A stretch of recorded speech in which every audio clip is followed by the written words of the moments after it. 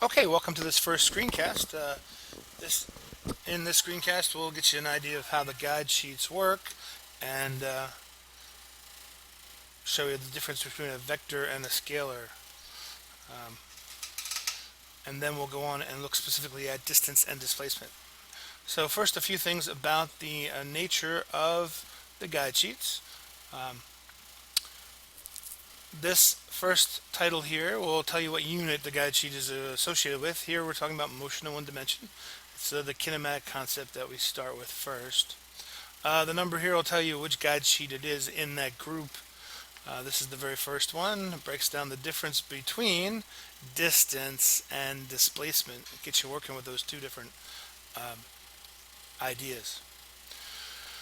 Another element of most of the guide sheets that you'll see is you can find additional help from different lessons at physicsclassroom.com. These three URLs would take you directly to the work that goes with the tutorials that go with these topics. So if you don't feel like you got enough from what I'm showing you or from questions you've asked for me, that's another place to go.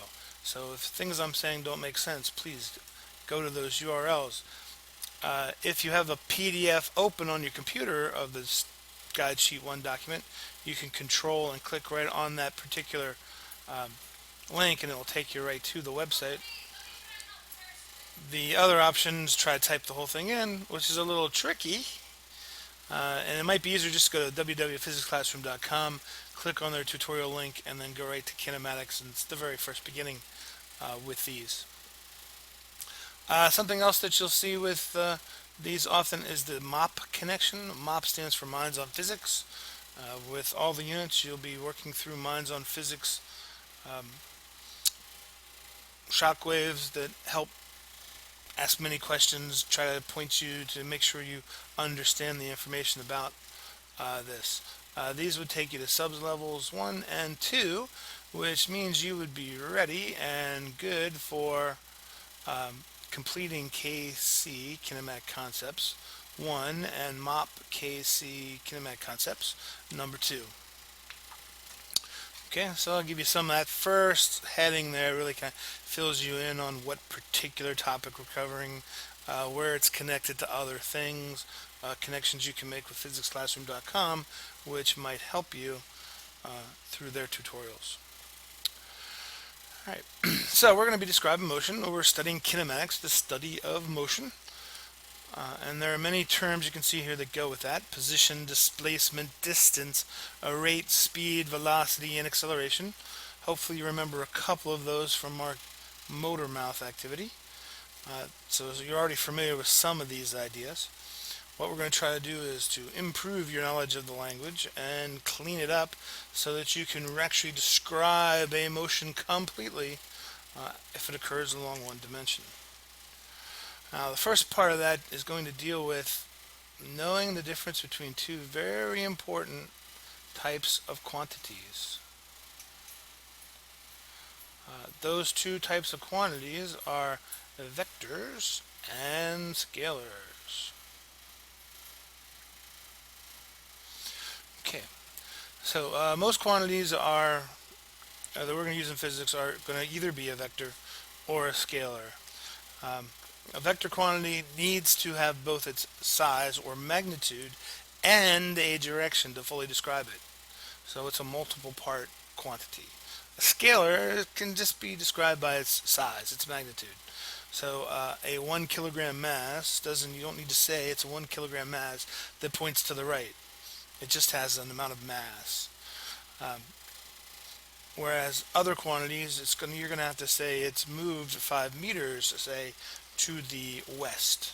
And direction will be critical to showing where this thing actually ends up. There are 5 basic quantities here listed, and we're going to define them as either vectors or scalars. And we're going to start with the scalars. The first one is distance. The odometer on your car can measure the distance you've traveled. It just gives you a running total of the distance you've traveled. It doesn't tell you if you've gone north, south, east, or west, just the total distance. And then speed, the speedometer of your car, Tells you how fast you're going. So many miles per hour, so many kilometers per hour. But it doesn't tell you you're going north, east, south, or west. You might have to look at a different device to tell you the direction. So speed is a scalar quantity. We're only concerned with how much ground we're covering, not how the direction that we're traveling in. Now, each of those has a quantity that also kind of matches with it, uh, and the first one is somewhat similar in that it has a DIS at the beginning. Displacement, okay, is the distance you've traveled in a given direction. It's the distance between where you started and where you finished up, including with a direction that you've gone. So you've walked 10 meters to the west of where you were before. So it is a vector quantity. Velocity is also a vector quantity. It tells you how your speed, but also what direction you're going. So if I'm moving 10 miles per hour to the north, that's a velocity. 10 miles per hour is simply a speed.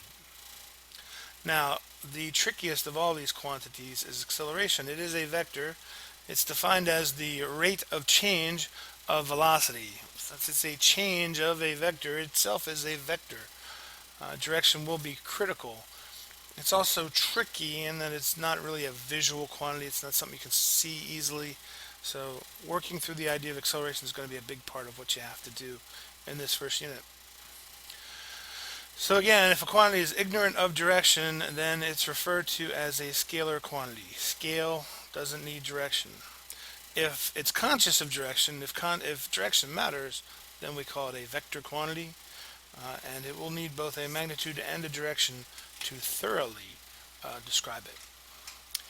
So that's it for this one. Next time we'll break down the difference between displacement and distance, one being a scalar and one being a vector, and show you how we're going to use those throughout our course.